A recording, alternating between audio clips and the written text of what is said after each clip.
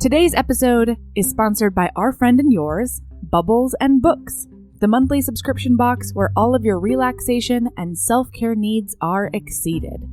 Each month you get a curated box with a romance novel and high-quality bath supplies and accessories. When you sign up, choose between historical, contemporary, or paranormal, because they've got all the Werves, England Times, and bad boys you could want.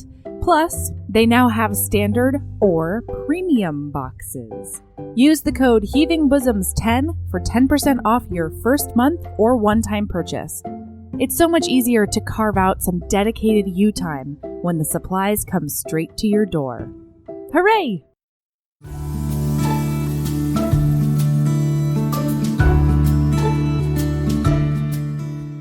Hey listener, welcome back to Heaving Bosoms, the podcast where two best friends break down romance novels, reflect on what we learn in each one, and go down comedic rabbit holes. Before we get started, we have a Patreon shout out. Bethany M, you are smiled upon by Hi'iaka, the Hawaiian goddess of hula, chants, sorcery, and medicine. Hi'iaka was known for her loyalty, dedication, kindness, and bravery. Like her, you will take up perilous quests for those you love, whether they deserve it or not. Hi'iaka helped the people of Hawaii express themselves through hula and song, and you, similarly, use your technological skills to do the same. And believe me, if she had Bluetooth, you better believe there would have been more than one mishap as she consumed her smut. Most of all, you're beautiful on the inside and out, and will be rewarded just as she was. And if you're interested in what these Patreon shoutouts are all about, check out patreon.com/heavingbosoms to see what the different tiers for sponsorship will offer you. And now, we've got Eyes of Silver, Eyes of Gold by Ellen O'Connell. You guys, this book taught me some things. So, here we go.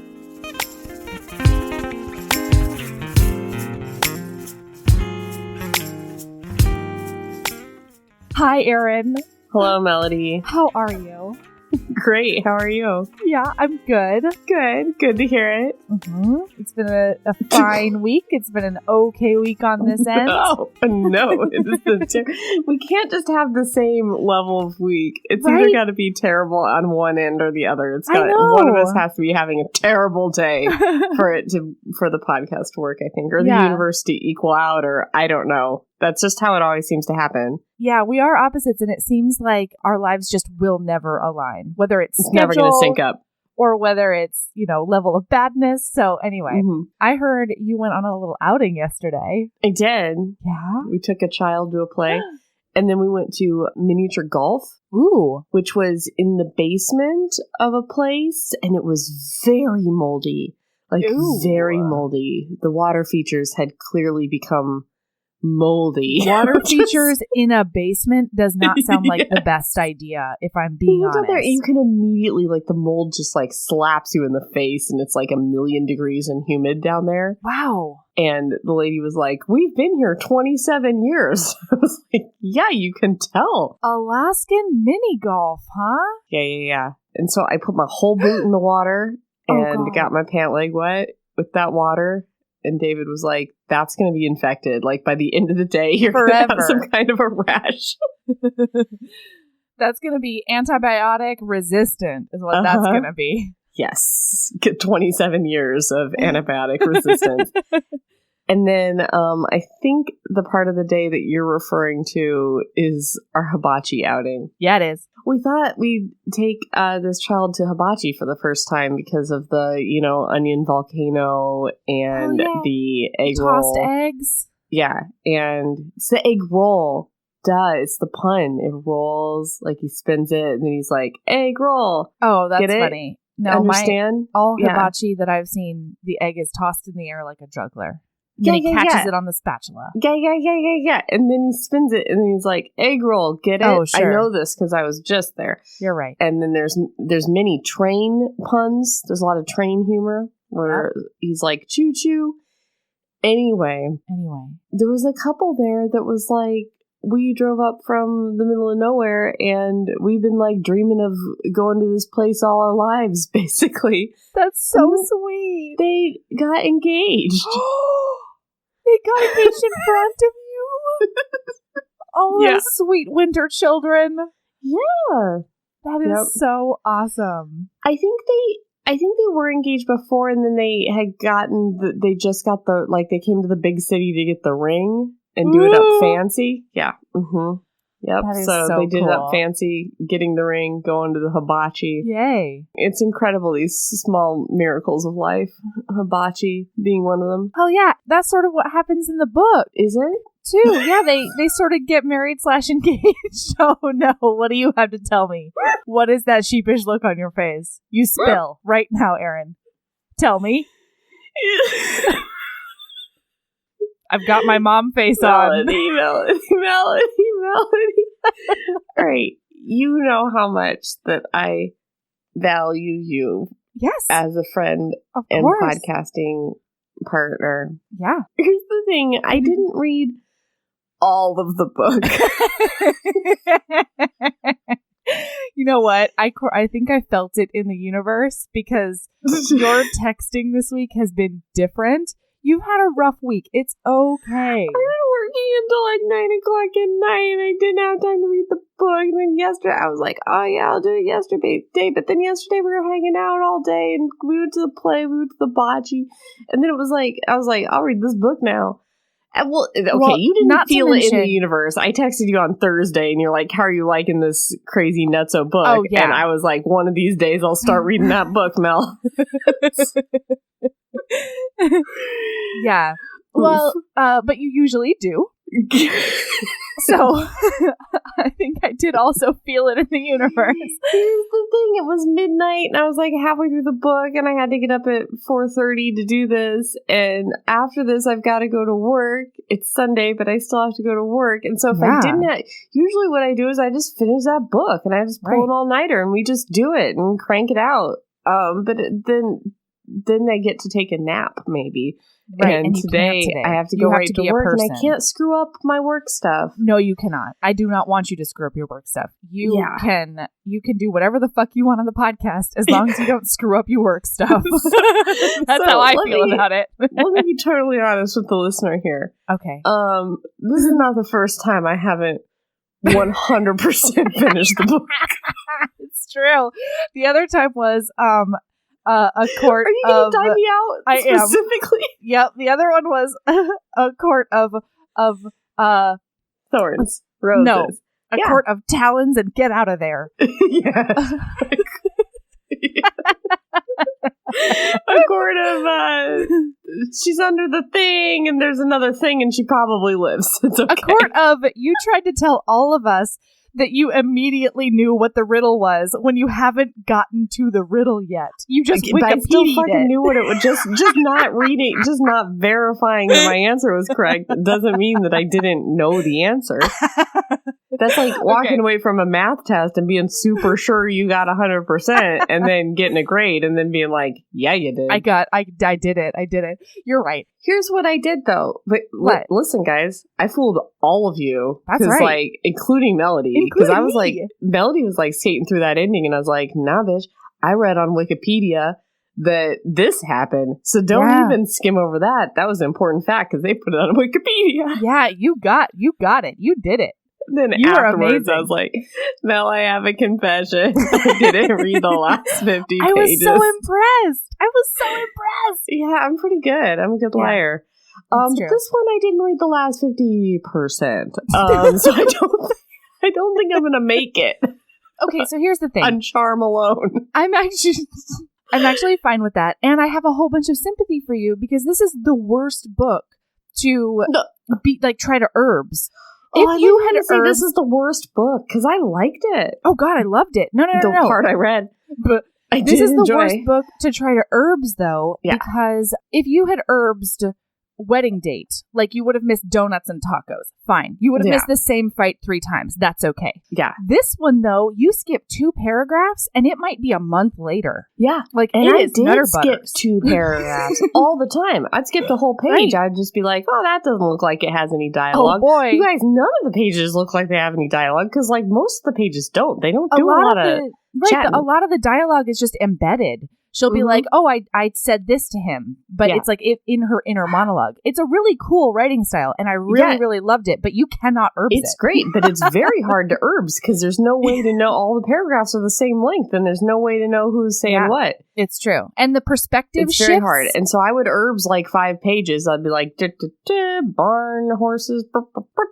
and then it would be like, yesterday when I murdered a man in the face. Yeah. I'd be like, when did you murder a man in the face? Oh, go back. All right.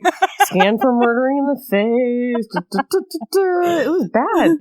And even worse, sometimes, one time I started a chapter and it's like, boy, do I wish Cord would have kissed me this morning like he did last week. And it was such a passionate kiss. And I was like, God damn it. Go back. Try to find passionate kiss. Like, that's something I'll go back for. Yep. Yeah. So, it's a hard going. You have to read it, unfortunately. You do.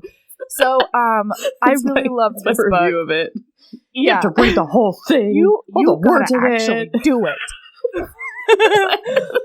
Okay, so what I will say is that more than any of that, I'm going to encourage everybody to read this book because we are going to have to do sort of like wave tops.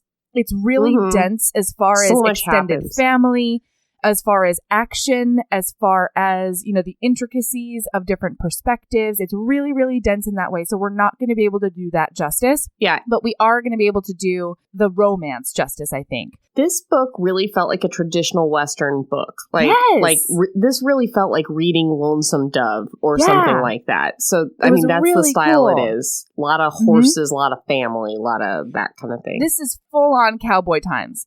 And... Oof. Oh, I'm sorry. Is that not it? Bing boom bong. Corrections. Oh, sorry. We have amended. So the very first HB to complete the HB Reading Embrace, HB Fanny, who we will do at the end of 2019 when we have all our HB Reading Embrace winners, completers, I don't know, embracers. Badasses. Yeah.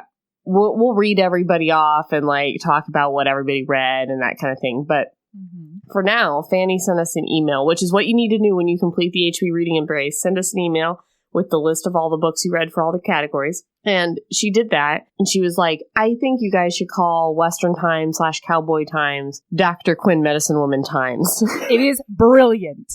It is everything I've ever wanted, and I'm so thankful for her. Yes, I had such a laugh, and I loved it so much that we are now amending Cowboy Times to be Dr. Quinn Times. And you guys, right. Dr. Quinn Times can be 2019. It just has to be very Dr. Quinn Times in terms of lassos and darlings and...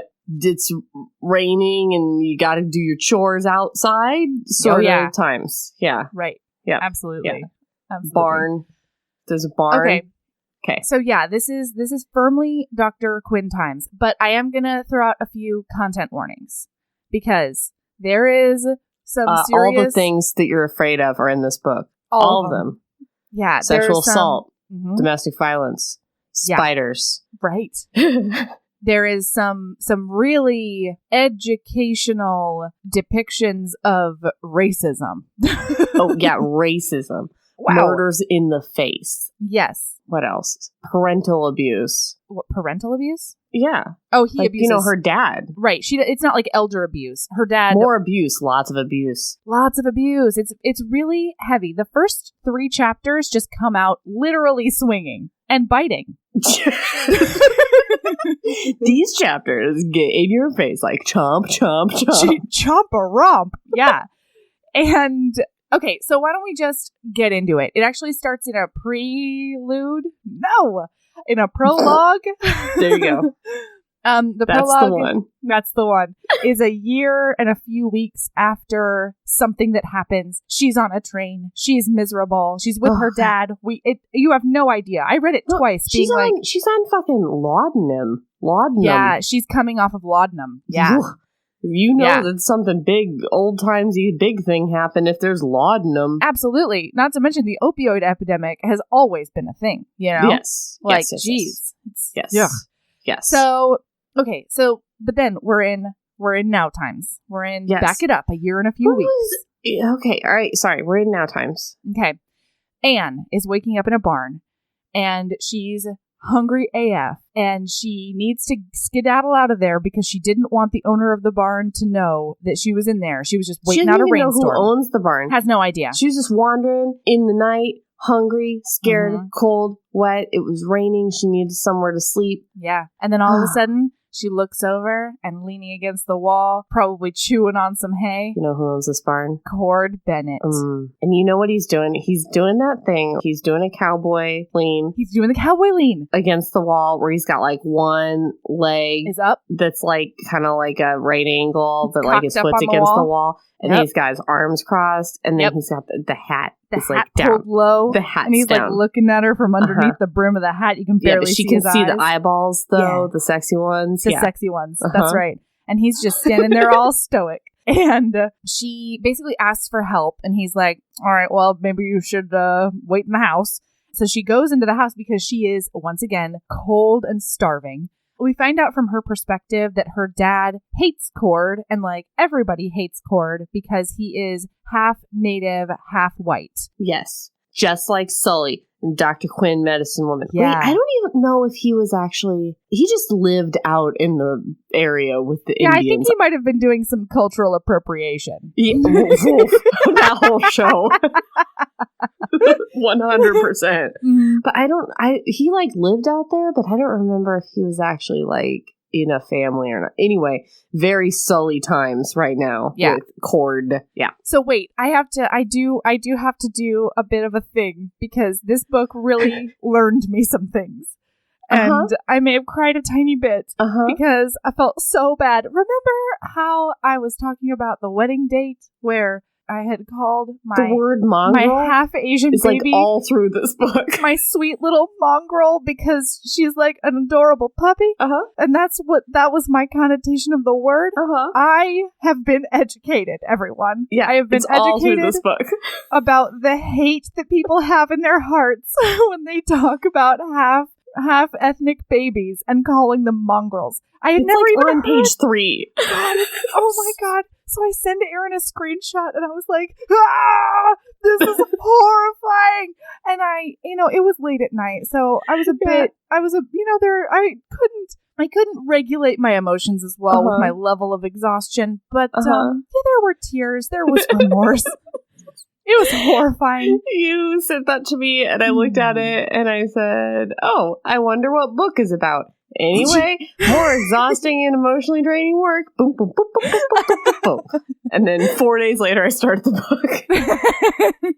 Yeah. So anyway, I now thank you, Eyes of Silver. I'm sorry you were crying. I don't even know if I responded. I thought that was a funny text. To. Okay. It started as a funny text, and then I got a third of the way through the book and started and like thought about it, and I could feel it, and it like hit me in my core, and I was ignorant, and now I am educated. You guys, this town hates Cord for being half Indian. Words that they use in the book. That is the words. They hate him. Hate him bad. Hate him real bad. Do you know what he looked like? Hot. Would you like to know? There were angles and planes on his face that were delicious. Tell me everything. All right, she's waking up in the barn, y'all. Her mind filled in the features she could not distinguish in the shadows. Under the hat, his hair was thick, black, and it probably touched his collar. He's got long hair you can grab. His bronze face was all angles and planes, honed to the point of gauntness, with well-arched eyebrows and cheekbones so high they gave his eyes some of their narrowed look. His square jaw and firm-lipped mouth completed a face that was not merely strong, but fierce. Oh. Fierce. Later on in the book, she sees him nakedsies, and she likens him to like a cougar because he's big all cat. Supple muscles and bronze skin. He's ready to pounce too. And she says in here that she had met him when they were 10 years old and they went to school together, and she would remembered him as being a nice, polite boy who was sweet to her. And then he grew up into a dangerous man. Yeah, and the whole town thinks that he's just this, they use the word savage, of course. Mean as a snake, Mean as a snake. Yeah, they think that, like, once he starts beating on someone, he goes berserker and he can't be stopped unless you, like, physically knock him out. Which is a stereotype they use in the town, but it's also, like, not entirely untrue about Quinn, it turns out. So they were very like, oh, he's mean as a snake, and once he starts punching people in the face, he'll never stop punching people in the face until they die of being punched in the face. And I was like, what a horrible stereotype of this man. And then it happens a couple times where he don't stop pushing somebody in the face until they, like, make him stop.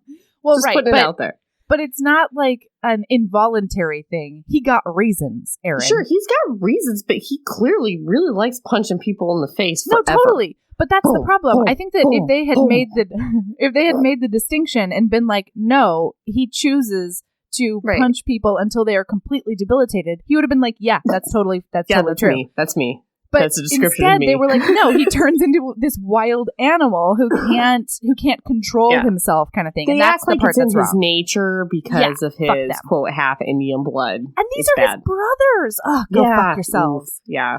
So anyway, she goes in. He gets the story out of her. Her dad wants her to marry this gross duke.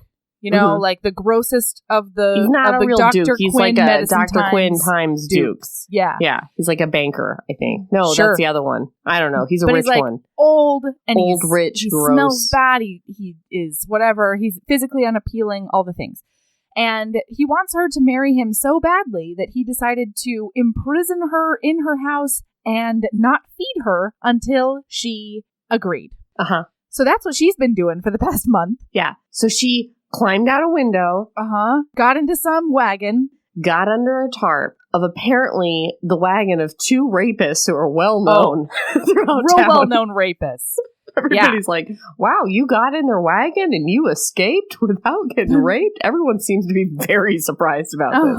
Anyway, she gets in the back of that wagon. Then she hears them being like, we should go check and make sure the tarp is still tarping back there and still performing its function as a tarp. And so she's like, oh shit. And so she rolls out. And then she rolls into the brush. Yeah, roll. And then she hides. And then it's raining. And then it starts raining. And so she finds the nearest barn and then accidentally falls asleep because, let's review, she hasn't eaten anything of substance in about a month. Yes. Yeah. And she hasn't had a shower in like a month. Boy, also ever because it's Western Dr. Quinn Times. So what I meant was a bath. Right. Hasn't had one. Or a real bath. Ugh. Yeah. Yeah. So then he's like, all right. She's like, I need your help to get to the nearest town with a train that is sort of far away. Yeah. She needs to get on a train. And he's like, okay, how much money do you have? And she's like, $20, which is not a small amount in Dr. Quinn Medicine Woman Times. But it's not enough. It's not like enough to start a new life with. Certainly not. So he's like, all right, you're going to take $150 of mine, and that's when I'll take you. And she's like, I'm not taking your money. He's like, then I'm not taking you anywhere. You have to take my money because otherwise you're just going to end up like whoring in the streets. Yeah. And they have this whole now she's in the house. That. She went up to the house and she's like he's waiting cooking in her there. Breakfast. Oh God. And she hasn't eaten in so long and she's like eating so fast. And he's like, stop eating so fast. You'll throw up. And she's like, fair. And he describes her as being like basically a Skeletor with like super greasy hair and like she's got hay all in her hair and she just looks real bad, you guys. She's like covered in dirt and he says she's wearing his shirt and he's like, well, that's going to need to get scrubbed because she smells awful. She smells real bad. She's stinking up the whole kitchen with her smells. Yeah. She's not the meatest, cutest meat cute that I've ever read. We find out it's not really their first nice. meet cute. Yeah. Oh, we find out so much, you guys. Okay. So then they hear the dog bark and everybody's like, oh, fuck.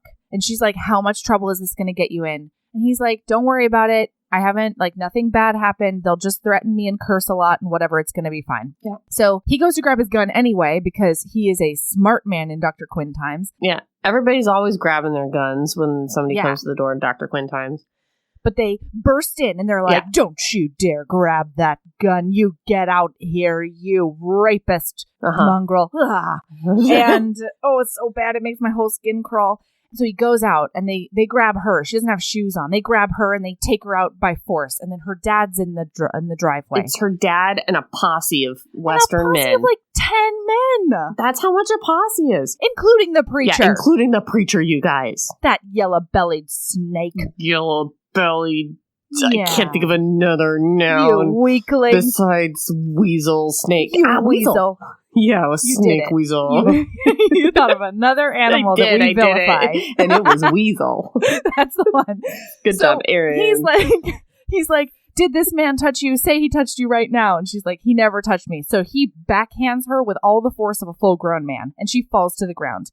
Cord tries to get her. And they eventually shoot him at some point. Yeah. And, like, they gut shoot him, but not, like, seriously. No, it's, like, through the side. Yeah, they hit him in the love handle if he had those, but he doesn't. He doesn't. But, like, pretend he did, because that's what the bullet went through. The bullet's not everybody's concern at the end of this thing. That's, like, the least of the wounds. Nah.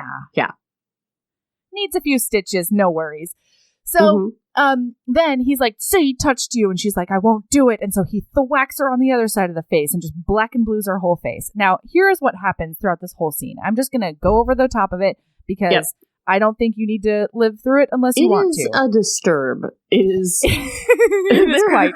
There are things that will make you go, ooh. But it's a good read. It's a good, I'm not saying I didn't enjoy reading it. It was great. It was just a little bit like, wow, and then it got worse. Yeah. So he is shot, let's recall, and 2 men are holding him back. She is being held by a dude who has taken all sorts of liberties above her clothes and under her clothes. He is groping her all over. I think he's biting her a few places. Like, it's really bad. After the quote-unquood wedding, which is crazy. No, he's groping her. Sorry, the biting happens after. He is doing a grope. Yep. Yeah. So he's doing some groping, and it's not good. Yes, Meanwhile, one of the other guys is like, okay, here's what happens. The duke he wants her to marry is like, I can't marry her now. You know what I'm saying? Like, I can't do it. That she's been with this guy. Right. And she's very like, I haven't been with this guy. And he's like, you have to understand that I can't believe this woman that he hasn't touched her. No, she's definitely lying. No, he says he does believe her.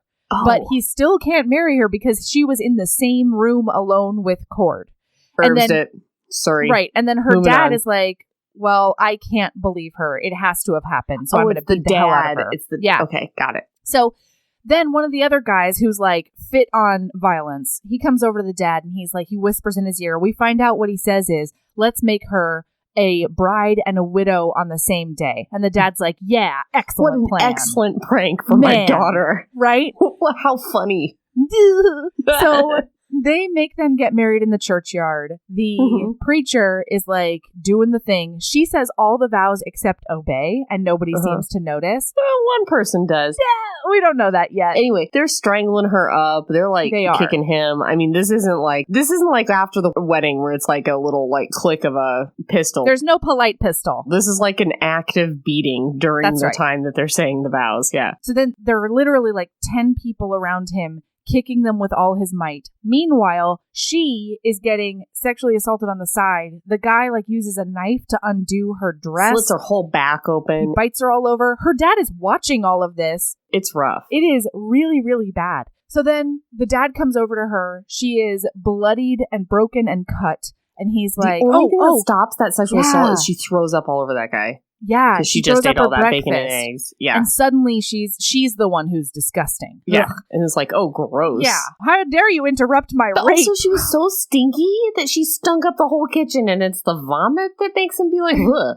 Yeah, it's like, also that, dude, it's so bad. So anyway, the dad comes over and he's like, I can't have you on a horse with me because you're bloody and you smell bad. But you better repent. It's not funny. But that's literally what he says. He's like such a mustache twirling, like he's so horrible. Bad. Imagine the situation where it's like this guy's getting beaten to death, and your daughter is like literally getting violently raped in front of you, and he's like, "Got what I came for. Great day." She was never. It is point of fact. She was never actually raped, but he was fixing to. Sure. Yeah. But like the dad's just like, woo woo, this is what I wanted. Yes. What a great day. I know. Horrifying. So they fuck off. And she's like, okay, so now I have this dude. I've never nursed anyone before. Like, what the fuck? She thinks he's dead because they said he's dead. Oh, yeah. They've been like, we did it. He's murdered. Let's get out of here. But then she hears a ragged breath, and so she uses all of her remaining energy to get him inside, and she stitches the wound, and she cleans him up, and, she does the whole thing. Uh-huh. And then, she tries to clean herself up. She takes a bath. It's like the worst. And she has to remove all his clothes. Oh, and she does. Well, yeah, but it is not a fun sight. But it is. He's bleeding internally there because he is bleeding internally. He's also shitting blood. His cock and balls are just swollen to the max. Mangled up. Real mangled. Maybe ruptured. But also shitting a lot of blood, and it's described. He's definitely pissing blood. Yeah. It's not sexy times, but she is a little bit like, ooh, this is what a man looks like, I guess. Well, she's like, oh my gosh, my propriety, I have to throw it out the window because otherwise he dies. Right. So she actually goes to sleep on the mattress next to him holding his hand because she can't sit up in a chair. She hurts so badly. And she has to take the mattress off the bed because she can't get him onto the bed. So they both just and she holds his hands. It's really sweet. It's very sweet. And she curls up in the quilt like a burrito. Yeah. It's very nice. So I love the next chapter or so because the next couple of days, she not only nurses him, but she also takes care of all of his animals. You got to milk those cows or they're going to fill up with milk and explode. That's the one. Don't add us or email us, but that is something I've never... what if their babies just are meh, or what if they have a stillborn baby, those Erin, cows, do they just explode? We don't at me, Melody. Do not send me an email. Do not. But do they just explode? But don't answer that. But do they explode? And I don't want you to say, I don't want you to treat me like Farm Girl in Farm Book, remember what are eggs, girl? Yeah, what? Because I feel like this is a bigger question than that, because they say that you have to go out and milk them or else they get sick and they die. But what if in the wild their baby doesn't want any of that milk? Do they explode? Do they explode? Don't answer it. Don't answer it. It's seeming like you want to answer it. I don't want to know the answer. I want to move past it. But do they explode? I'm not answering you. Okay, good. So she also has to feed things. That is really the situation. She has to feed things and water them. That is the problem. There's also this really sick colt. Yeah, of course. Shut up. Because I remember thinking, do they explode? I have a note. Wave tops, Erin. Sorry, get with the program. If we just do the wave top, I'm sorry, what we should do is we should sullenly recap the most important plot points of the book, because that's what they want. No. They want notes, and the notes is, do they explode? All right. On to the next notes. All right. So there's also this really sick colt, and so she's trying to feed it sugar and nurse it back to health while she's nursing Cord. She's drizzling the sugar on the hay. Yeah, and she starts thinking to herself, I really like this. She's like, I like that nobody's telling me what to do. Everybody told me what to do. I can decide what I want to do and when. She could live on this ranch forever. She is super happy with it. And it says that she loves that all the decisions are hers and only hers. So he wakes a few times, and one of the times, there are a couple of times in the beginning of this book where the romance section is a smidge skeevy. This is one of those times. A smidge skeevy? You know what? I like the book, so I'm being generous. I didn't feel anything romancy. I mean, I liked him, and I liked her, and I liked their thing, and I liked the small burn. But I did not... Did I say small burn? You did. Small burn. It's 5:43 a.m. Mm-hmm. But yeah, I liked them okay, but there was nothing sexy in this book until chapter 23. Yeah. I mean, so anyway, let's just get to it. Right. But nothing actually sexy until chapter 23. Yeah. So he wakes a few times, and one of the times she's wearing his shirt as she's been using it as a night shirt, because let's review, she has no clothes. She has no possessions. Nothing. And the one dress she has not only smells terrible, but has been cut in two by a rapist. Right. So it's not bueno. No. Okay, he demands that she take off the shirt. And she's like, what?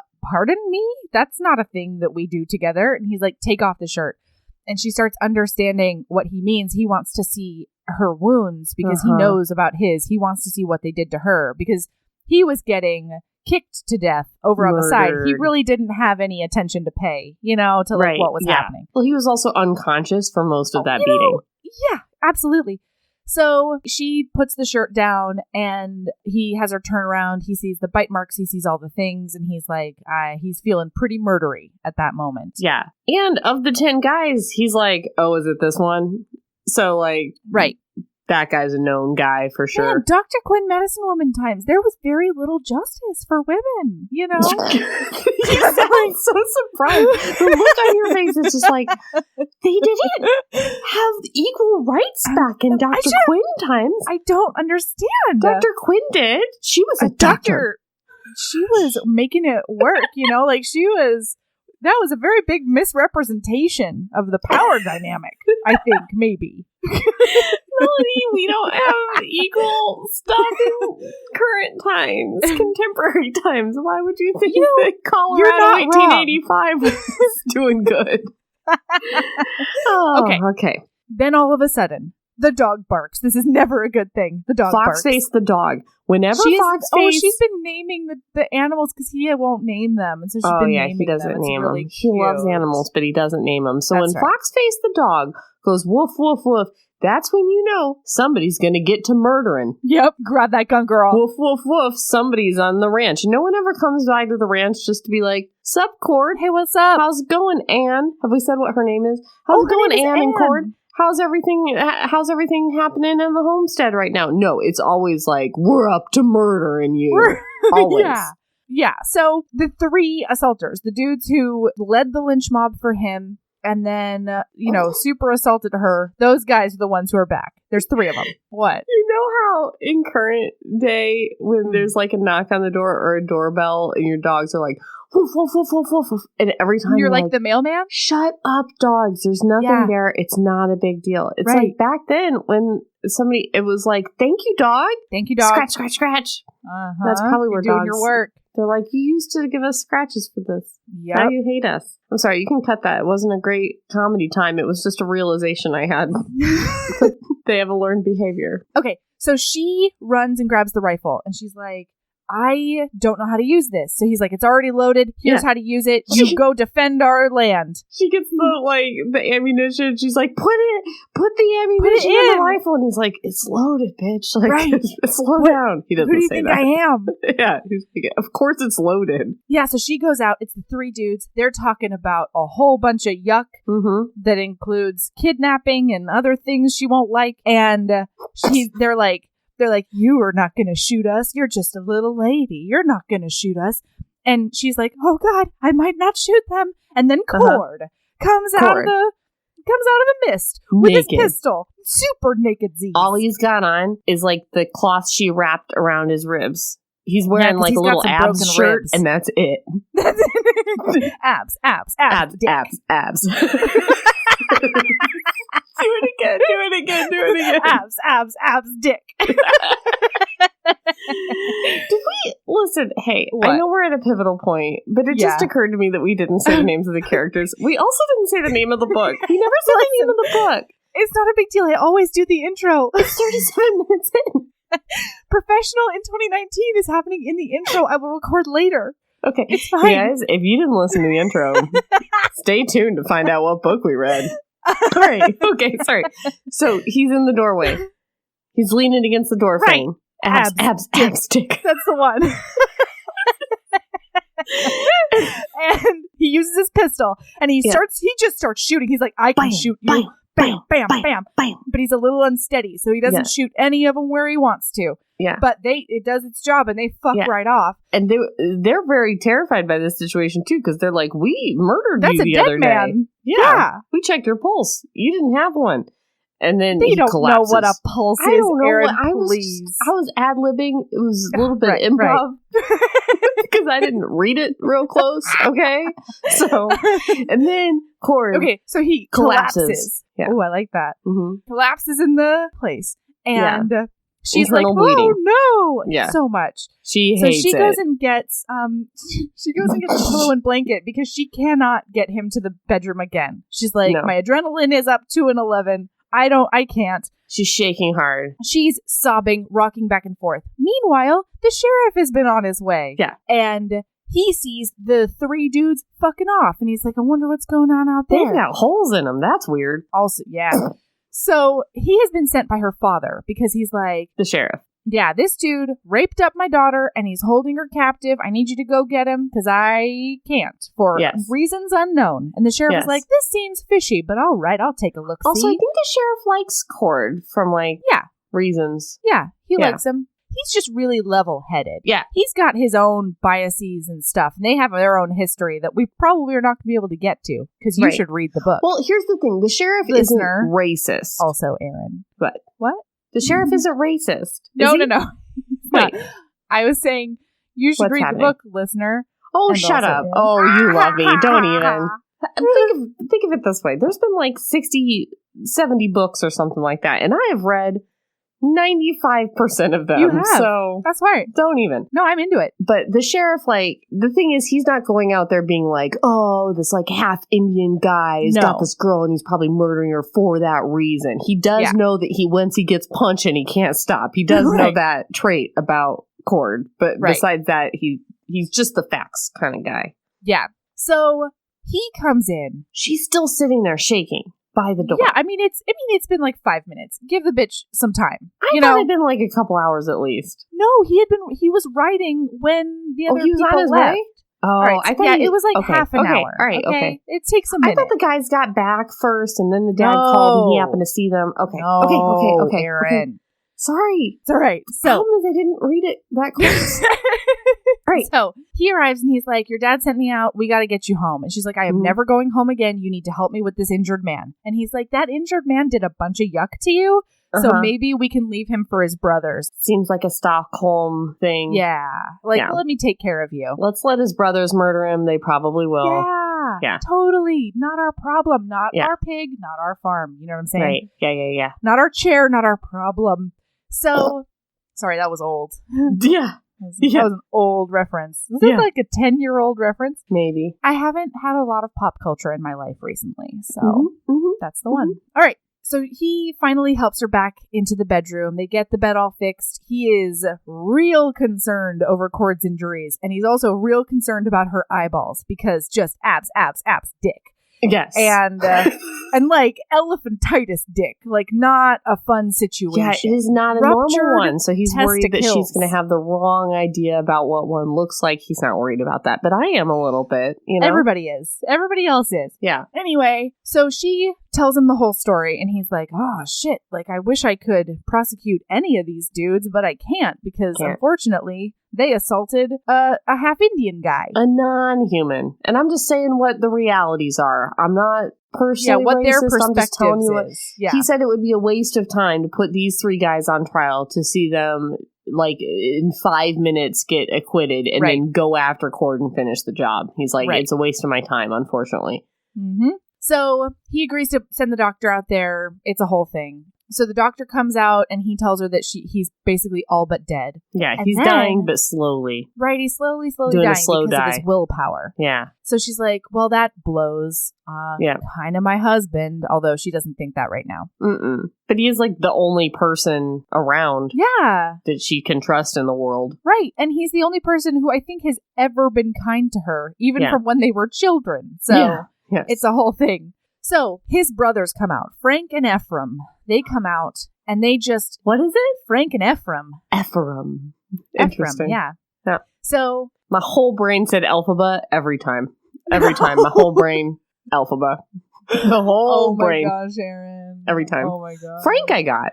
Frank was easy, straightforward, easy to sound out. Yeah. Frank and his green-skinned brother... Ethelbram. Come in. What is it? Ephraim. Yep. Some people might say Ephraim, but I don't. I say Ephraim. Yeah. So they come to the farm. She opens the door and she's like, oh, thank goodness you're here. We really need your help. And they're like, you get out of here, Stockholm Syndrome lady. Yeah. We don't have time for you and your stupidity. We know that our brother, who's mean as a weasel. Yeah. And a snake. Did rape on you. That's right. And black eyes on you. Yeah. Yeah. So she's like, abso-fucking-lutely not. They're berating him in the bedroom. And she's like, oh, hell no, not in my house. So she goes and gets the rifle. And she puts her back to the corner just like he taught her to. And she's like, you get the fuck out. And they're like, what, lady? What? Okay, I think you're a little bit crazy hysterical. Now. Yeah. You're a little emotional with your lady hormones. We're going to go ahead and murder our brother for you. Yeah, if we're you would heroes.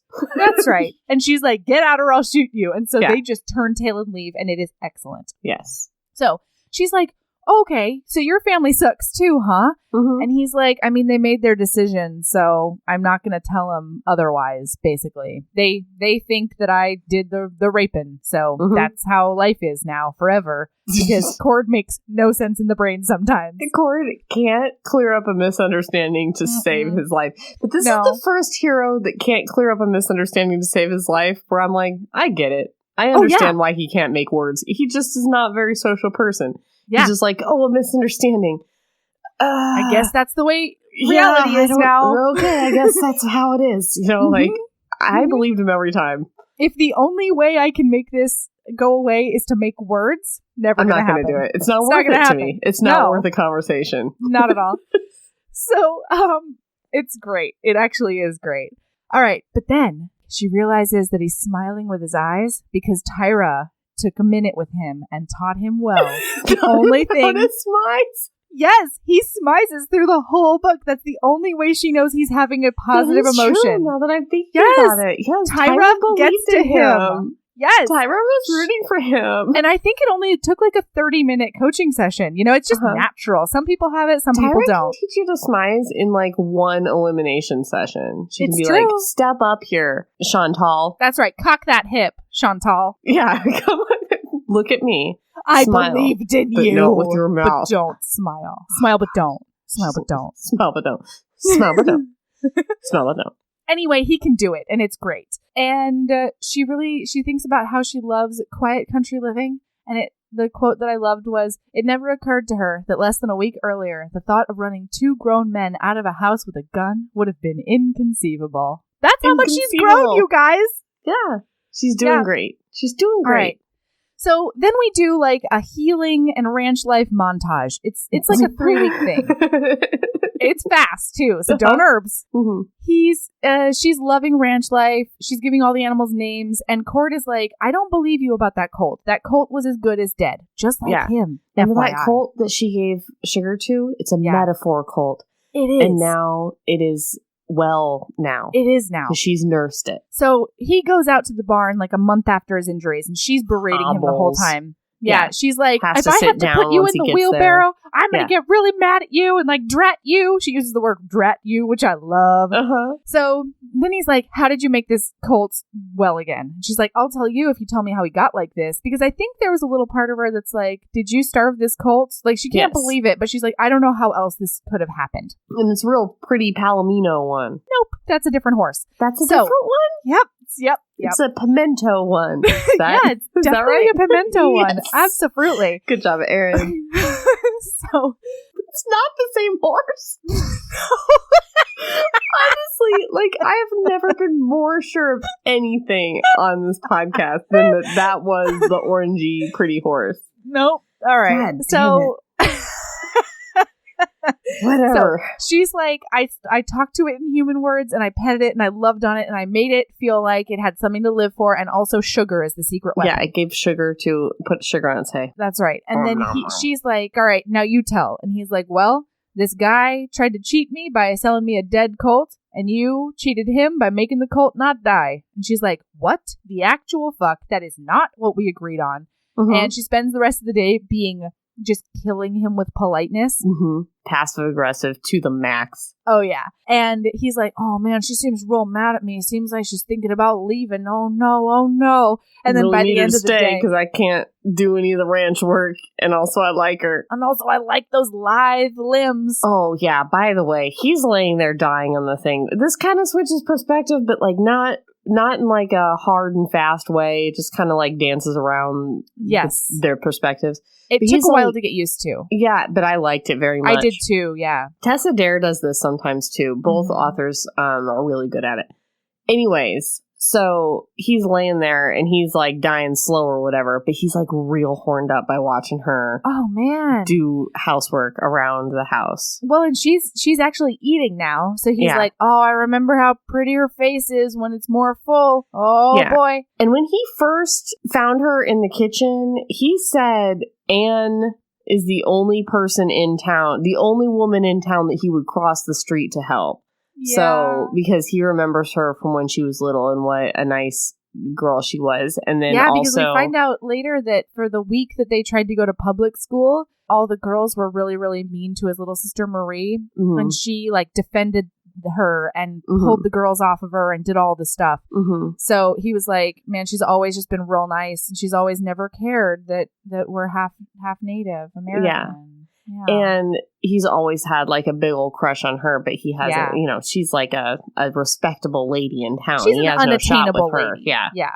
So by the end of the day, he's like, all right, sit down and I'll tell you the story. Basically, this other breeder, I'm only saying this because you, Erin, need to know. This other breeder. I was like, is this going to be important? No. Is this important? No, I'm just telling you real quick. Okay. This other breeder didn't want to sell him any horses because he didn't want any competition, and also especially not from him, Cord, because he's super racist. So everyone's racist. Every single person except for the ones that aren't, and they're the good ones. Mm-hmm. So the guy was like, I'm not selling any new horses, but then he had this really, really pretty Palomino horse that was his, the breeder. Yes. And he was like, I need somebody to train this horse. And Cord was like, I'll take a shot at it if you sell me a different horse. So he did that. And then when he chose the best horse in the thing. And he was like, I was really shocked because it seemed like he was actually keeping his word. I didn't actually expect him to keep his word. But then this motherfucker spends 2 months basically starving this colt slowly so that it will be dead by the time he takes it home. Anyway, that was the story. Palomino, different horse. Colt is the starved one. I think the word Palomino was in the same paragraph as the description of this colt, probably, because they're talking about the other horse, and I cannot be blamed. That's right. No, it absolutely was. Okay, so then we find out that during this conversation, he's like, when are you thinking of leaving? Because I know you're thinking of leaving. Mm-hmm. And she's like, well, when you're ready to do the chores again and, you know, blah, blah, blah. And they do a back and forth about her taking the money and the whole thing. But it's really cute. You should read it. And then by the end of the time, he's like, would you consider staying? You could stay. We were technically married. And she was like, you know, those marriage vows didn't mean anything. And he goes, they would mean something if we decided they meant something, and we can go and get a marriage certificate and do it all up in town, like big shots and stuff. We can go to the big town. And he does not think she's good. He's like, no. I just want to throw it out there just in case. Just because I really want to do it with her. She's so pretty. Really, that's what he says. He's like, lust is taking over. I really want to do it with her. He's like, if I convince her this, she might stay for like another week or maybe a month and like pretend to be my wife before she gets spooks and leaves. Right. And meanwhile, she calls him unemotional and uncommunicative, but when he does talk, she notices that he's like perceptive and has this dry sense of humor, and she really likes him. Yeah, he's very like sarcastic and it's nice. And then the doctor comes out. They find out that the doctor thinks he probably won't be able to have kids ever. And so then she's like, all right, she's weighing the options. She's thinking about what she absolutely has to have in a marriage and what not. She likes the independence. She likes all of that. She sort of regrets that she may never have children. Well, and her plan was get on a train, go to Chicago, and her aunt would be out of town. Yeah. And then she would get there and then live in the aunt's house because the servants would be like, oh, we know you. You're the... Right. And then she would like get a job in Chicago before the aunt even knew she was there because the aunt hates her, is her dad's sister. And so that's her plan, which is like not a great plan. And she was going to do that on $20. And he's like, you go to Chicago, you're going to be a prostitute in like 15 minutes. Yeah. And she's like very offended by that. But he's like, do you think that prostitutes want to be prostitutes and that's why they do it? And she was like, I did, but I'm not gonna say it. I did think that's why prostitutes were prostitutes. That sounds kind of illogical. Trollops, and now I see the logic of what you're saying. So I did know that they didn't want to be prostitutes. It was a really funny scene. It's really cute. But anyway, so her plan's not great. Like the alternative is nothing. Right. And she also just really likes living there. She likes Yeah, she likes Cord. She likes the fact that, unlike her household, he doesn't seem to delineate between men's work and women's work. He helps her in the house. She helps him in the yard. Like it's a whole thing. And so they're really building this sort of beautiful partnership based on a foundation of partnership, and it's really nice. Okay, so then we get a little bit of Cord's perspective. He still can't believe her father would treat her like that. And then it says, Cord recognized a reflection of his own feelings when Anne drove Frank and Ephraim from the house. He saw the changes in her and thought he understood them more than she did. She was out of a cage and finding her wings. No one would cage her again, and he admired her courage and determination. He's got a total competency boner, you know? It's so nice. She finds out during this time that he only had like $180 total. Because she's using his money to like pay for stuff while he's like unconscious and healing and stuff. And she's like, oh my God, he was going to give me 150 of his like 180 total dollars in the whole world. That's how great Cord is, you guys. That's how great. He was so worried about her. So her bruises are healing. She's looking pretty foxy. And then she's like, you know what? I do think that we should... Oh, God, wait. Yes, I'm waiting. I do have to read this. Okay. It says, because it's such a look into his brain. He goes, he might use the fact that she really had no other place to go to have her. Once, or for a week, or a month. But Anne was not a woman he could ever really have. Hers was a different world, and she would never be satisfied in his for long. Oh! Yeah. So she thinks about it and she's like, yep, let's get married. We should do it up. But as long as you promise to like get the marriage certificate and it's actually a thing. And he's like, yeah, I really want that. So great. Yeah. And he goes, I guess I'm not ever going to have the word obey, huh? And she's like, you noticed that? Yeah, you noticed that? And also, no, I really like my independence. And I love this. He goes, that's all right. If I can have and to hold, then you can have your obey because I don't need to boss you around anyway. I just want to do it. It's really sweet. And this whole time I was like, man, like being married, he's very like being married to me would be the worst thing ever. I'm like, if it's like this day to day, it seems great. It seems awesome. And you're apparently super hot because I've seen you through her eyes. So like, what's the issue? But then they go to town to get married. Yeah. And I realize, it's real bad to be married to Cord. Yeah. But first we have to do the first time they have sex. Is that not... After they go to town? It's before. Oh, because they're already married. So he's like, all right, you want to be married to me? Come to the bedroom so I can do sex on you. Now I remember. I think that's right. Yeah. Yes, that is right. You've jogged my memory. Yes. All right. So she's been sleeping in the other room for the past couple of weeks. She starts going into her room and he's like, hey, where are you going? And she's like, well, I'm going to my room because you're broken all of your ribs, so you can't do anything, right? Yeah. And he's like, no, but I can anticipate. So like, get your cute booty into my bed. And she's like, oh God. Yeah, she's real freaked out because her friend Rachel told her what sex was, and Rachel isn't having a great time doing sex. Rachel, I don't know what's happening in her life. I don't either. Because she actually tells Anne that at first she was afraid she would die, then she was afraid she wasn't going to die. And then after, like the times afterward, it just simply feels like being torn apart. Yeah, quote unquote. Imagine if some guy was just like ramming it into your dry area every night. That's what's happening with Rachel. Oh, poor Rachel. Poor Rachel. God. And Rachel also told what's-her-face and also like all the other women who have ever talked to her about sex, which is few, but you know, a handful or whatever. Enough. Have talked to her about like what men like is a completely like submissive, lay there, don't do anything sort of lady. If you do anything, they're going to think that you're a trollop, basically. Right. Like, if you're into it, it's going to make men think that you're a real gross person, because only a respectable lady isn't into it. Yeah, the word marital burden is thrown around a lot. A lot, yes. So that's her understanding of sex, and she's real obviously hesitant. Yes. But she's also like, he doesn't seem like that kind of person, so she's really confused. So she goes into the bed and he like goes to take off her shirt without saying anything, because once again, Cord cannot make words. No. And she's like, he kind of ghosts her, but I'm okay with it. What? He kind of ghosts her a little bit, but I'm okay with it, because he's all like, he just takes off her shirt and isn't even like, I don't know, again, because he's not very verbal. It's not very consenty either, because he's like, he doesn't, and she's like, not okay. And then he'll back off.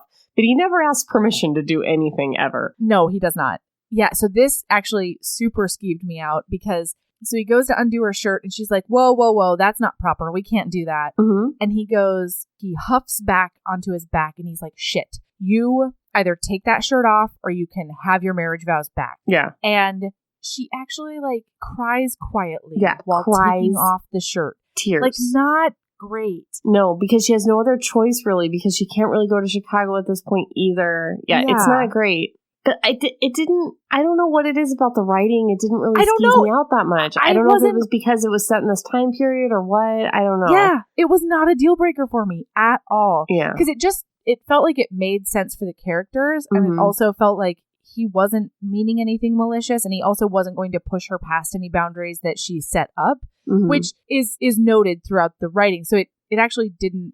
Anyway, he starts just like gently touching up on her, just like feeling her curves and all of that, and within like 2 minutes she's like, "Oh, this is nice. I don't know what's happening in Rachel's house. Mean weasel would be like this, in the bedroom. From what I've heard about him, but he is." And then he falls asleep, like holding her back to his front, and she curls up against him. Yeah. So it skeeved me out, and then immediately won me back. Okay, and then we get like the next few days, this sort of thing keeps happening. Yes. Montage of like boob touches. Yeah. There's one time when he gets brave and like goes to put his mouth on her nipple, and she's so shocked by the good sensation that she like pulls back, and then he pulls back really quickly and never does it again. And she's like, "Oh, shoot. Yeah, I really liked that." But she can't tell him that she liked it, or else he's going to think she's a slut. So she's just and like, "Oh, and so she's like, I can't ask for it again because I'm not brave enough, and also I don't want him to get ideas about me." It's so sad and sweet at the same time. Also, can you imagine an actual boob touching montage? It's like dun dun dun dun dun dun, dun like a training montage. It's just like, he's getting stronger. He's touching more boobs. He's smooching them now. Dun, dun, dun. He's tweaking some nipples. Da da da da. Da da da da. Getting stronger. He might be cupping them now. Who knows? Yep. Okay.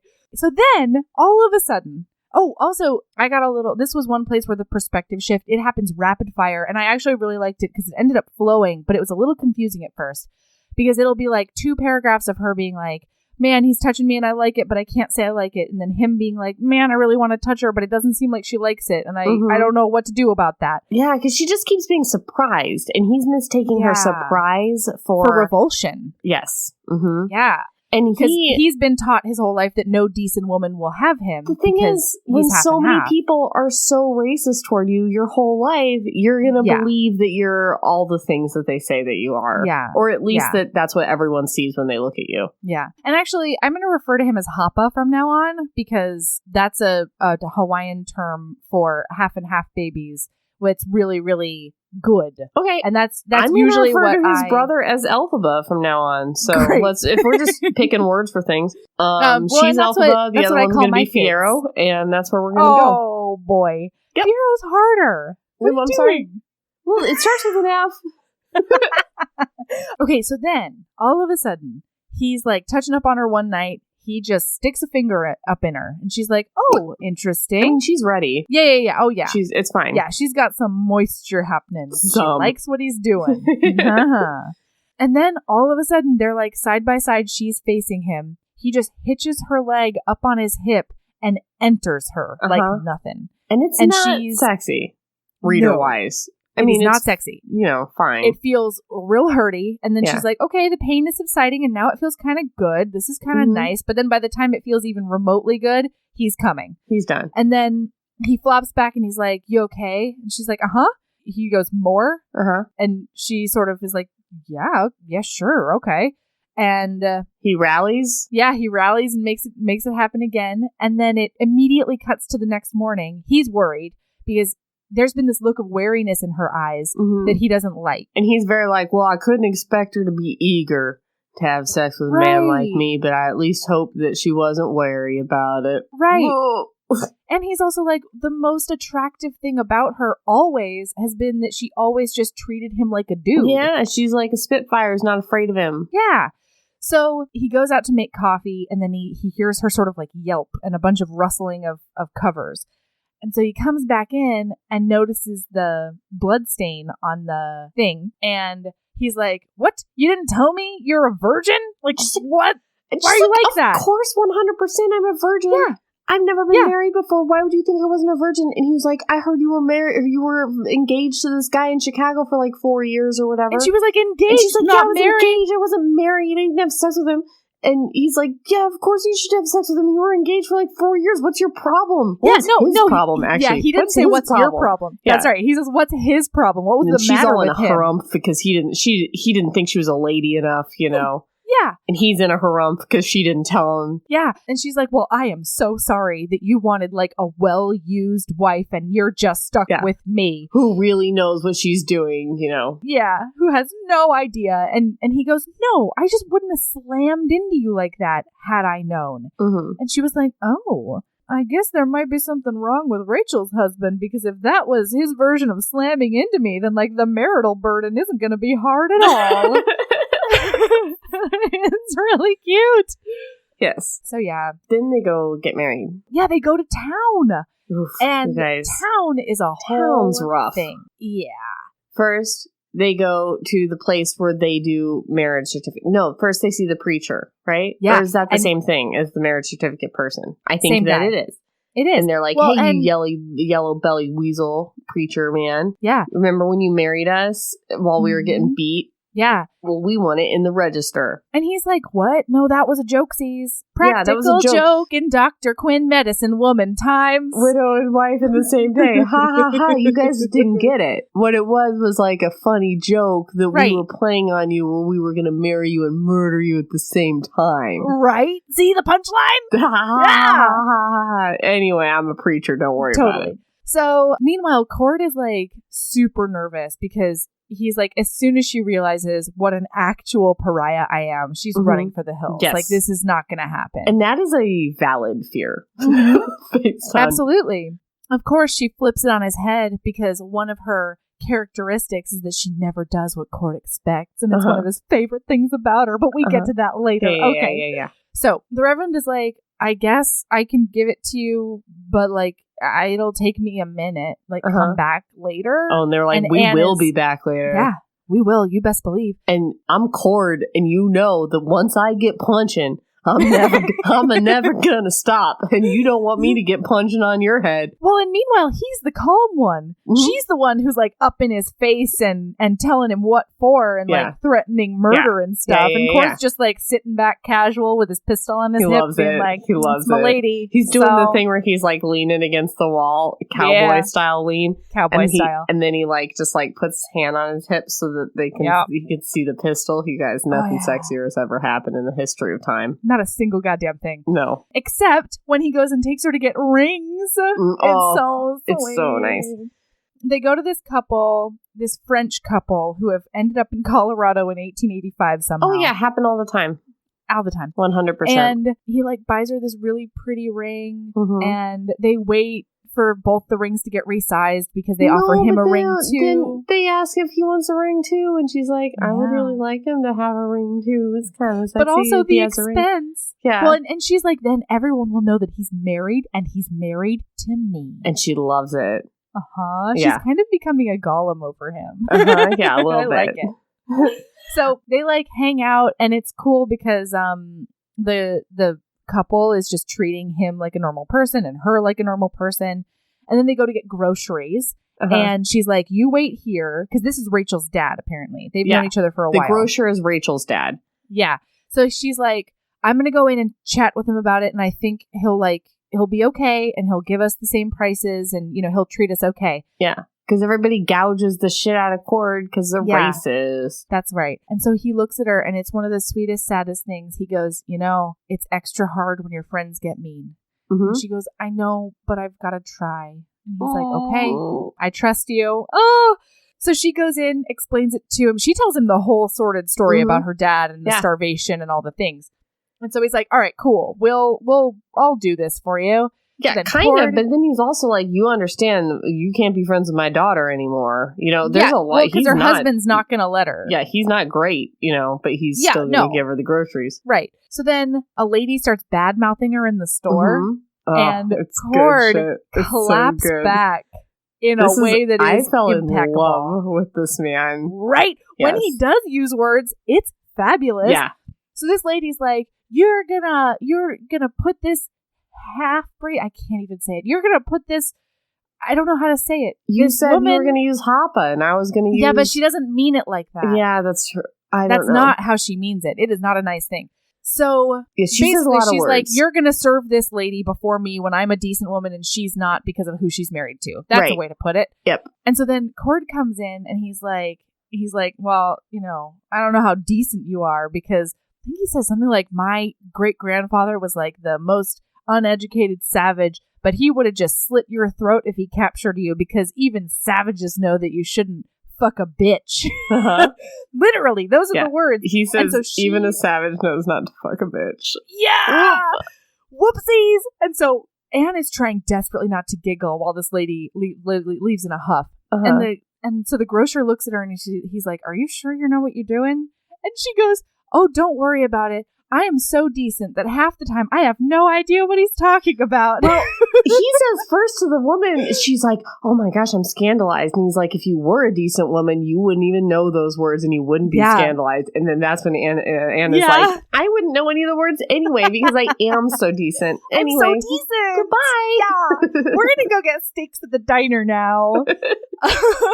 Oh, man. It's really cute. So he walks out and he's like, I really thought you'd be mad. And she was like, no, this is great. You just set it up so that nobody ever abuses me in public again. Mm-hmm. Like, that's great. I am all for this. Thank you. So they go to the diner. The diner lady's trying not to feed him. And then the sheriff comes in. Sheriff Noah, the reasonable man, comes in. And he's like, I came in for pie. I've decided to sit with those two. So you're going to serve all of us. Yeah. And everybody eats. So Noah finds out about their marriage, and then her brother comes in. Oof. Anne's brother, Rob. Rob is the worst. He comes in, and he's like, I heard you were in town with I'm taking you man. home. Yeah. Even though he knows that her dad is starving her to death. But, whatever. But everyone in town thinks that Cord is raping her and beating her and keeping her captive out in the barn in the wilderness. Yeah. Tied to a wall somewhere. They don't have radiators right now, so we can't tie her to a radiator, but you get the gist. But the rumors are pretty rough in town of what's going on out at the ranch. And it happens a little while later, but everybody keeps on trying to tell Rob what happened out there, and he just refuses to believe it. Yeah. Because he thinks that his dad walks on water. In fact, Anne's choice of phrase is, he thinks that even God himself should consult Father before making any kind of decision. So anyway, he gets into it with her and he basically tells her that she's behaving like a slut, but he doesn't get through the whole word because Cord gets out of his chair, picks him up, tosses him on a table, and he's like, if you ever talk to my wife like that again, you're going to be in a world of hurt. And then he lets him go and sits back down. Yeah, it's a good thing he didn't start his punching. Because he can't stop. You know that about him. Sorry. So then Rob gets up and he's like, Sheriff, you need to arrest that man. And the sheriff is so great. He's like, my wife's been dead 3 years. If you had said anything like that about her, I'd shoot you right here. So no, get out. And Rob scampers off with his tail between his legs, all indignant. Always. That's not the first time, not the last time he's going to do that. It's one of the pillars of his character. Yes. Then they're headed home. And she finally, all day, she's been like, I really want to hug him. I really want to do it, but he won't like that. He does something else that's cute. And she's like, I really want to hug him and kiss him, but I can't because he won't like it. No. And so he'll think I'm a kind of lady that's into that sort of thing. Right. And then in the buggy on the way home, she just can't contain it anymore because she's so thankful for everything. So she finally stuck up for her. Yeah. Meanwhile, guys, they've never kissed yet. They've not kissed. He has been inside her. He's been like kissing on her neck and stuff. And, sure. You guys saw the training montage. Right. That's the one. But not on the mouth. Yes. So yeah, she grabs his neck and then she kisses him on the corner of the mouth. And it's really cute. And he's like trying desperately not to smile, but he is tyrosmizing so hard.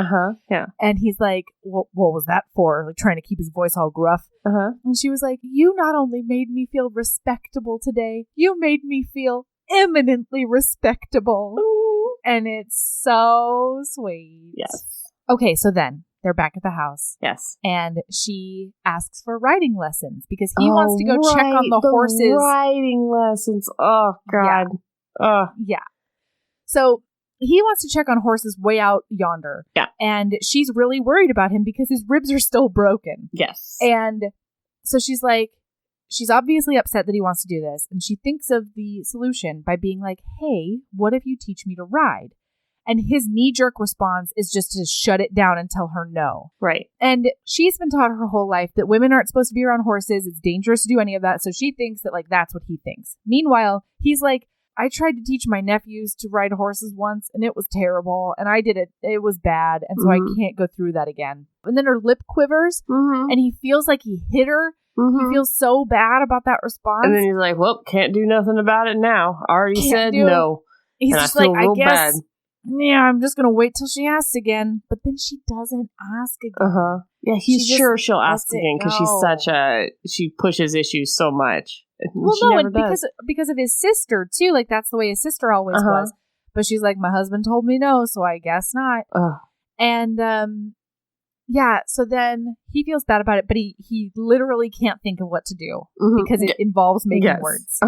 Yeah. So this is just she's never going to learn how to ride now. Yeah. Unless she broaches the subject again. Okay. So then the Bennetts visit again, and he's out yonder. He walks in, and he's like, God bless America. Yeah. Elphaba and Fiyero are both there. And they're gonna talk her into leaving. I know they're gonna talk her into leaving. I don't even know what to do.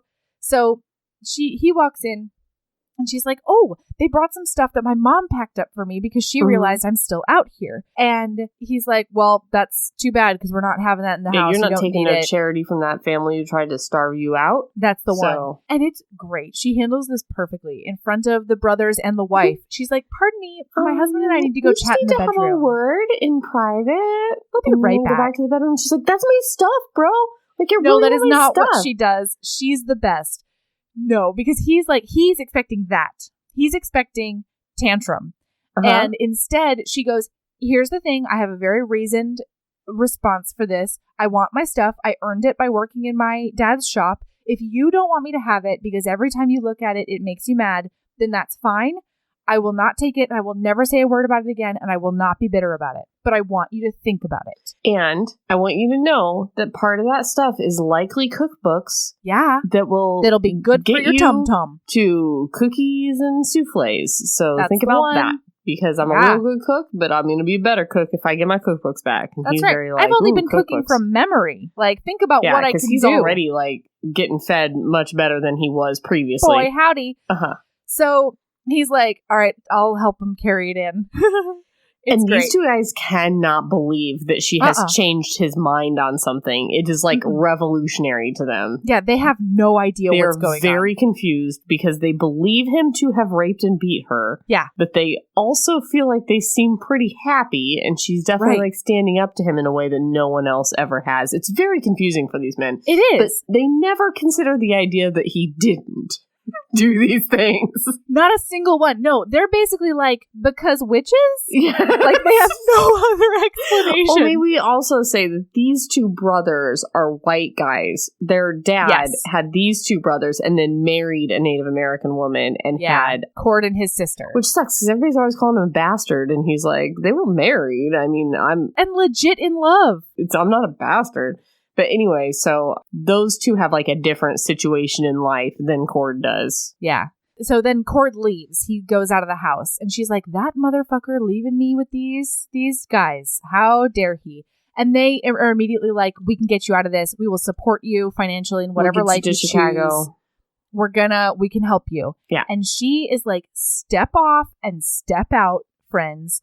She's like, don't ever talk about this again. I don't want to leave. We're married. That's it. Boom, done. Yes. And then they leave, and he comes back in, and she's like, what are you doing? Why did you leave me with them? You knew that they were going to try to talk me into leaving. And he goes, I thought that you should be able to hear him out and make the decision without me looming over you. He just wants her to have agency and make her own decisions. Except when it comes to taking her shirt off, because he wants to see those boobs. Yeah, boobs trump, you know? Yeah. So then she realizes that he thinks this is a temporary situation. She's like, you think I'm going to fuck off?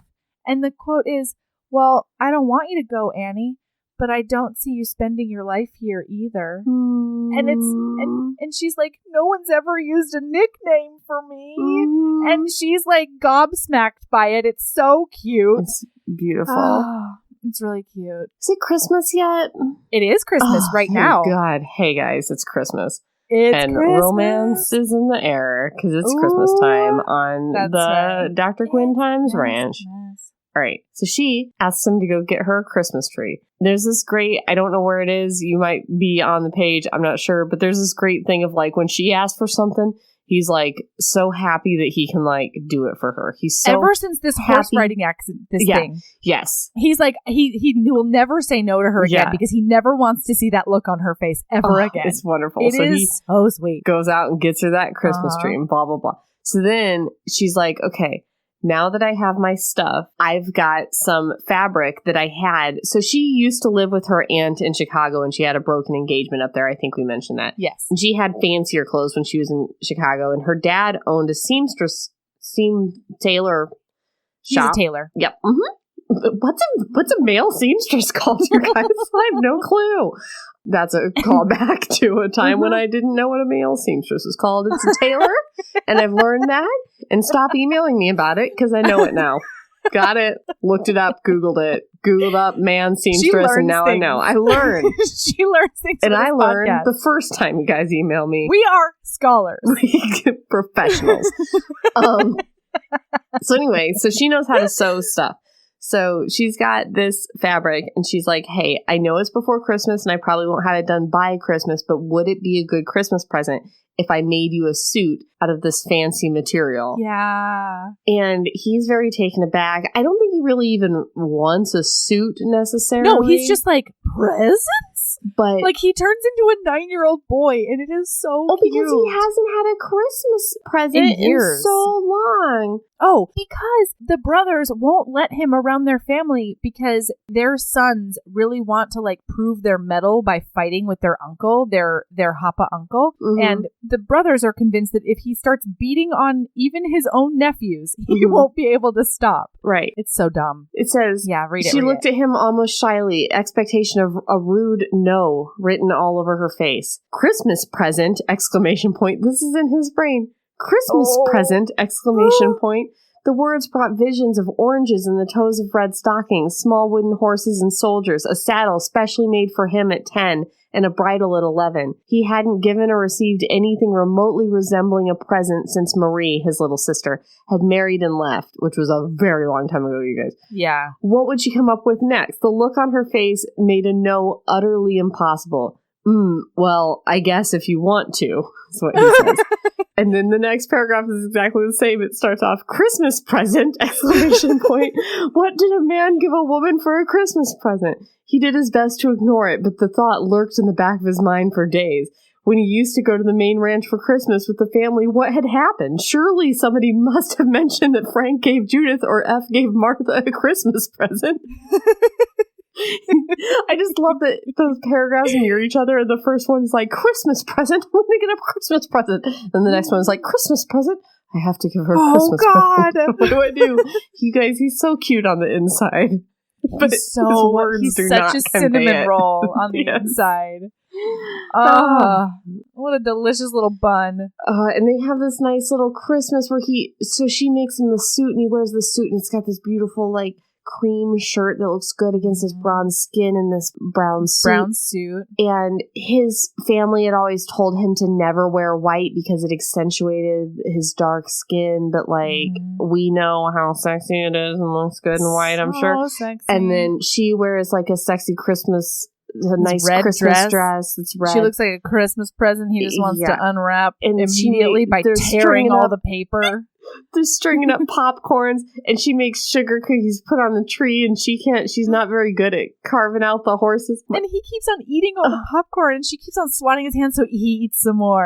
And then he eats some dough, and she swats his hand so he eats some more because he's all playful. So she can't cut out the cookies. They don't have cookie cutters, and she's not very artistic. And so it says Anne was not artistic. So soon he was drawing horses, soldiers, snowmen, and old-fashioned cottages in the dough and cutting them out for her. And when she smacked him with a wooden spoon for eating dough, he ate more, and then they do the same thing with the popcorn. It's just, oh God, you guys, it's so cute. And then so cute. On Christmas, the brothers Alphaba come and over. Martha come out. Yeah.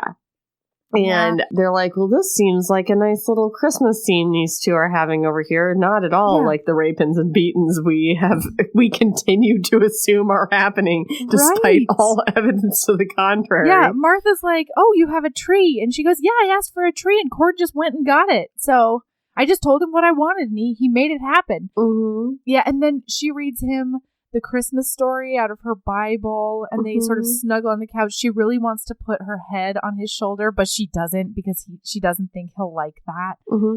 Oh, and then that night they blow out all the candles, all the Christmas candles, and so then it's dark, and he's next to her. They always have sex in the dark because he doesn't want to see the look on her face when she has sex with him because he's worried that her look on her face is reluctant, and so it's dark, and he's thinking, what would happen if he put an arm around her here and now and tried holding her? If she made a face in the dark, he'd never know. Oh. What happened was she nestled in the curve of his arm, head on his shoulder, and whispered, "This is the nicest Christmas I've ever had." Oh! And he says, it sure as hell was. And then the next day, it's Christmas Day, and he takes her out to where there's the horses are at. Yep. That's the one. And then there's a horse in there, and it's a lady horse, and she's like, what is that extra horse doing in there? And he goes, well, she's got a pretty good temperament. I think she'd be good for a lady to ride. And she's like, hold the phone. Are you teaching me to ride as a Christmas present? And he's like, oh boy, here I go. I'm going to say yes. Here I go. And then he says yes. And he's like, if she only ever learned how to sit in the saddle, it would be worth it just for the hug and kiss he got at her exclamation of joy. It's so sweet. It's beautiful. That Christmas warmed my heart. Your whole heart. So warmly. Yeah. The end. That's not the end of the book. No, it's not. That's the end of my heart being warmed. Yeah. Actually, should we just make this a two-parter? Sure. You don't think we can get all the way to the sex, though? The good sex. No, I don't think we can get there. No. A ton happens, no, dude. What?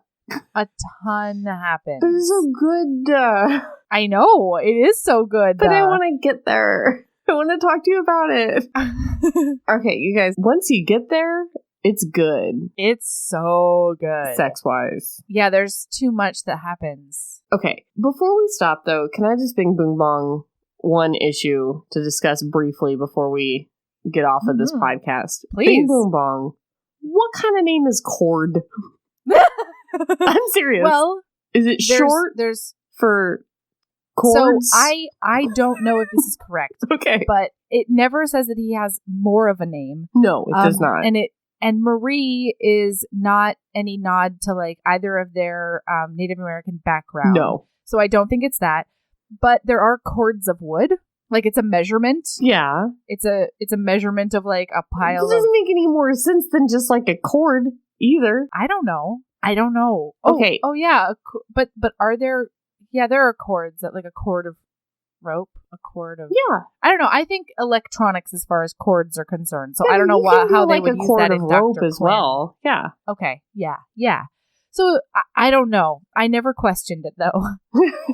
I was just like, look at that sexy cord man doing his sexy cowboy lean. Yeah, I was fine with it. I was just, it's a name I've never heard before in my life experience. So I have no idea. All right, send us an email, Anne, and tell us the history of the name Cord in Dr. Quinn Times. Clippy. Yeah, Clippy.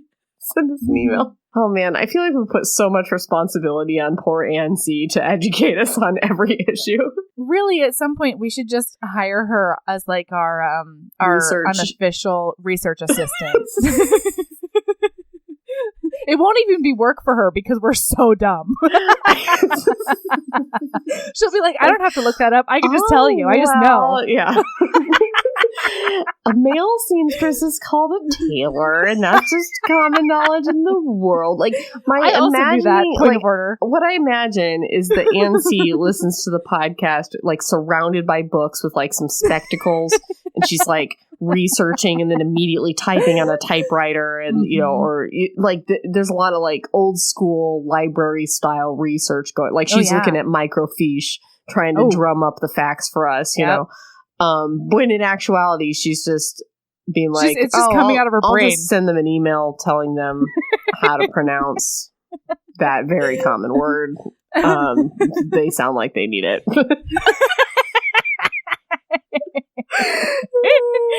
Oh boy. All right. Erin, do you have a lady love? Oh, yes. Yeah. Did you guys know? Uh-oh, here we go. Maybe you knew. Did you guys know that you can curl your hair with a skinny straightening iron? Yeah. You knew that? Yeah, of course I did. But you never even straighten your hair. I spent years straightening and curling my hair. Look I just decided to never do it again. Look at my day 2 hair right now and how beautifully curly it is. I was wondering, yeah. You guys. It's beautiful. You can curl your hair. You don't need that barrel. You can do it with a straightening iron. You just flip it over and just do it. I'm sorry, I just didn't know. Flip it over. I'm sorry, I had no idea. Yeah, it's awesome. And so you don't have to do both. And I think it also creates more of a sleek look because you're not just, the hair's not static on the barrel. It goes down with the wand. Yeah. And you don't have to do the thing with the barrel where you like accidentally burn your whole hand on it. You don't have to do that. Or like singe your hair off or like pull your hair out because I do that a lot with the barrel too. Yeah. Or like touch it to your forehead and then you have like a forehead burn. Why do they even exist when you can burl? Nope. What word with a B was I even going for there? When you can a barrel roll? Was that? I don't know. Anyway, when you can curl your hair with a straightener. And you can with the straightener, it's also really easy to stop before you hit the ends of your hair, so that you don't do a whole lot of heat damage to the ends. Blows my mind. Google it. Did you learn that from your hairdresser? Yeah, but blew my mind. My whole brain exploded. Yeah. So that's where I'm at in my life. I'm 32. I always forget. I think I'm 31. Yeah, if I'm 31, you're 32. Yes. Yeah. So if I'm right, you're 32. We can always just check in with each other. What age am I? Oh, boy. Oof. I'm at the point where I have to do math. I'm like, it's 2019. I was born in 86. So this year I will turn 33. Good job, Erin. Good job, Erin. My lady love. All right, guys. Here's a thing that I think we all forget about in the winter. You still need SPF in the winter. Oh my God. You need it. Their sun isn't around super much. No, but lady love, protect your skin. Protect that skin, everyone. Because not only is it better, skin cancer is real and it's a scary thing, right? But also it just make sure you're more comfortable. Nobody wants a surprise sunburn. So SPF is my lady love. I've been using it in my lotions and all the stuff. Yeah. In addition to being very serious about hydration, David is very serious about sunscreen. It's very on brand. Yes. Very on brand. And he will slather it all over and be like, and he will always say, skin cancer is the only preventable type of cancer, Erin. Like that's true. He says that. I feel like there are several preventable types of cancer. Like, I mean, if you can get skin cancer from not necessarily like burning in the sunshine in the way that you could still get liver cancer without like damaging your liver with like or lung cancer without smoking. Yeah. But like, you could also, that's a way to not get liver cancer is to not do a lot of alcohol things. Here's the thing. It's not the only preventable kind of, you can get cancers from other things you do, like smoke or drink a lot or chew tobacco instead. I refute that. I think you should take it up with David, really. Yeah, sounds like you're having this conversation with the wrong person. I'm not saying don't wear sunscreen. I just, that sentence is wrong.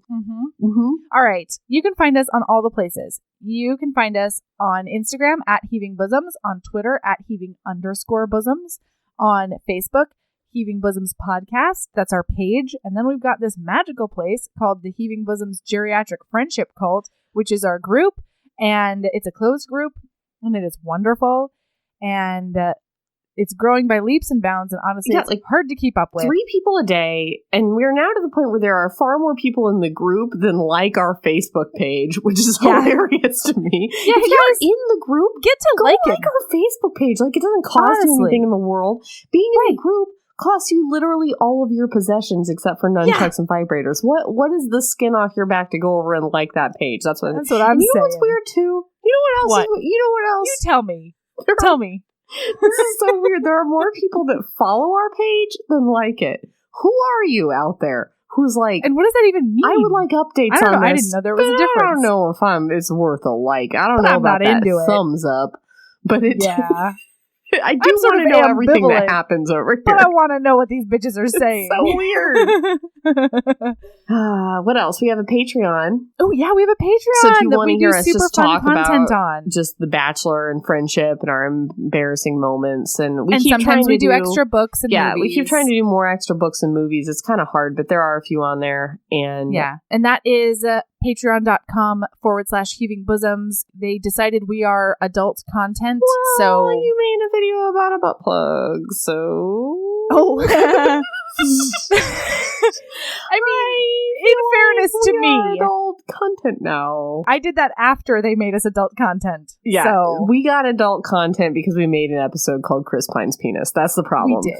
That's the problem. Yeah. And they were like, red flagged that maybe nonsense. This isn't for children. That's right. And you know what? They were right. They were. Because you sent me a text and you're like, is it okay that we're adult content now? Is it okay that I named that episode that? Should we take that down and like make a different title? And I was like, no, kids shouldn't be listening to this. So they should at least be old enough to lie about their age in the inquiry. I hear that. Yeah. Mm-hmm. Okay. Oh, email us if you ever want to. And that is heavingbosomespodcast@gmail.com. And we have a website. That's heavingbosomespodcast.com. It is way behind. The last time I updated that one was Christmas time, so I'm sorry about that. But yeah, so no worries on that. Coming sometime. It's updated every 6 months. There you go.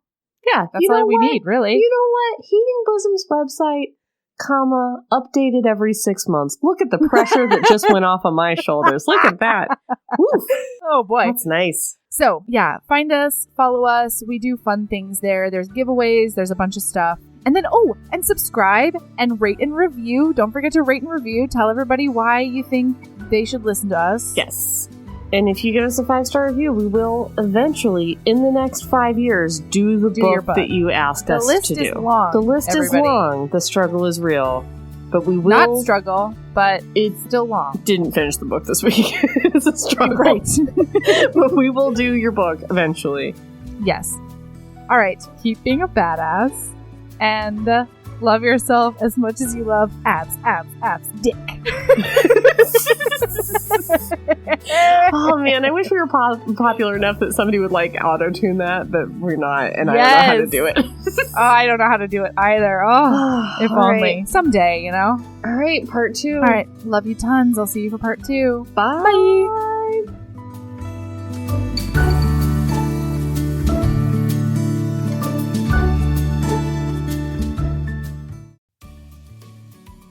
Hey, you. Yes, listener, you. Are you loving the show? If so, please leave a rating and review in your podcast app. The 90 seconds you take to say something nice not only helps new people find the show, but it makes me super smile over at HBHQ. Also, I've had a few people ask, and the answer is yes. We are still doing the 5-star bribe. If you leave us a review with 5 stars, then we'll do whatever book you want. We're real deep into the list, though, so it might be a while. Lilas! Okay, back to the show.